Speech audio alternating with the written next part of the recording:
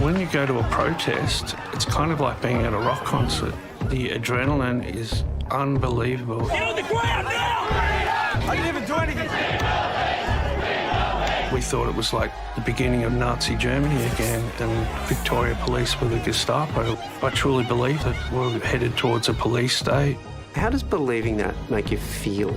Well, stressed, but you believe all this conspiracies, you sort of think, oh, what would the Anzacs do and stuff, which is absolutely appalling. Like, when I think back on that, I'm disgusted that I would ever compare myself to any veterans.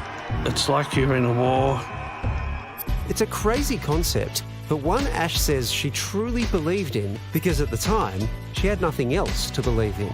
She'd lost her job, her freedom, and over time, her will to live. How lonely would you say you were feeling at the time? At points, probably suicidal.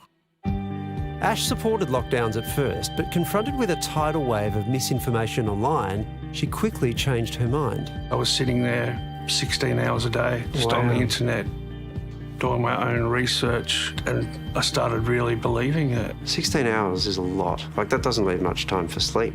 No, at the time, I just thought, I'm fighting for the freedom of Australia. They said I was under arrest for hindering police because I wanted to walk through the Oval. Ash created an anti-police booklet and became a familiar face at protests. She even tried to turn the tables on the law. She is going to attempt to make a citizen's arrest, apparently, and they're now arresting her. How ridiculous. Ash, who is transgender, says being part of the freedom movement made her feel accepted. What did you like about these people? There is a lot of love in that community, a lot of misinformation, of course, which I didn't realise at the time. I just like people coming up to me, giving me hugs and adding me on Facebook, and Felt like you were home? I felt like I was important. But when you're reading that much information and you're at the protests calling police every name in and you're barricading your door because you think the police and ASIO and are after you, it becomes stressful and it just consumes your whole life in a very unhealthy way.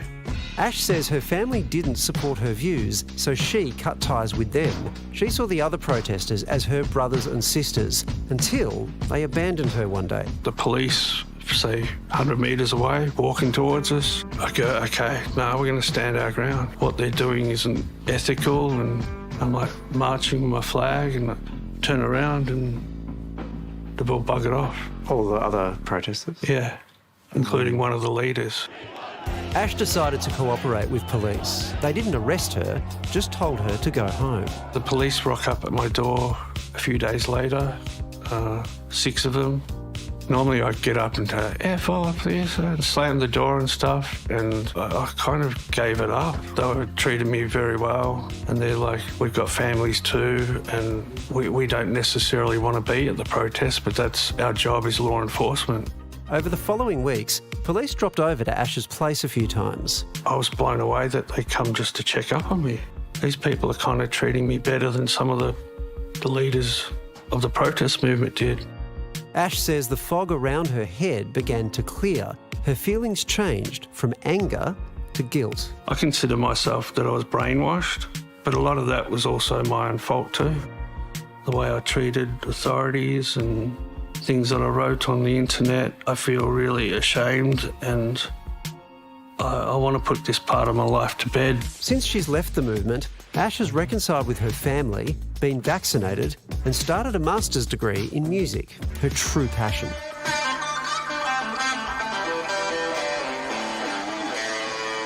But putting this chapter of her life behind her hasn't been easy.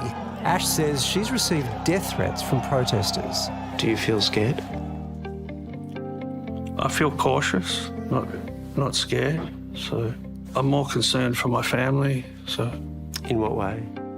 I hope they don't, take it out on them in any way. I'm owning this. This is my mistake, and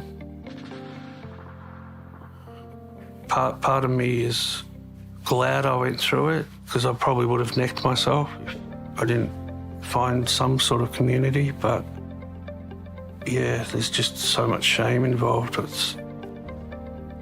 I find it hard to smile, to be honest. Do you think you'll ever be able to forgive yourself or move past that feeling of shame? Yeah, things are looking more positive for me. Okay.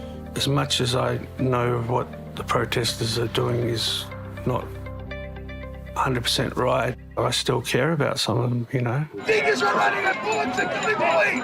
Gays are wearing face napping. Do you think that those of us in society looking at the protesters and kind of being really dismissive and scornful of them, do you think we're making a mistake? Yeah, I think there needs to be a little bit more understanding that they're human beings. Right or wrong, that's what they believe, and they deserve a little bit more compassion, I'd say. Gosh, that desire to be connected and to be part of something is such a strong desire. And you can see how quickly it happens. You think of your own phone, how quickly the algorithm changes, and then you start getting fed all the same information, and before you know it, that is the truth, that your truth, because you're not seeing anything else. So it was a matter of weeks. Yeah. It's extraordinary how fast that happens. I've heard that a lot about the idea that it's like going to a rock concert, or like I've been looking at the Canberra convoy, and that feels like a festival almost. Like they're sharing food, they're taking care of each other, they're singing songs together. There's just this other side to it that's that most of us don't understand. Yeah, and I feel that the point that's so important is the point at the end about listening to each other. And I think when you stand and yell at people, either way, no one's going to take being yelled at and say, yeah, good point. Yeah. So it's a matter of listening to each other. She wasn't argued out of it. No. It was people treating she just wanted people to listen to each other. Yeah. And if you do find yourself in need of help for any reason, crisis support is available 24/7 through Lifeline on 13 11 14.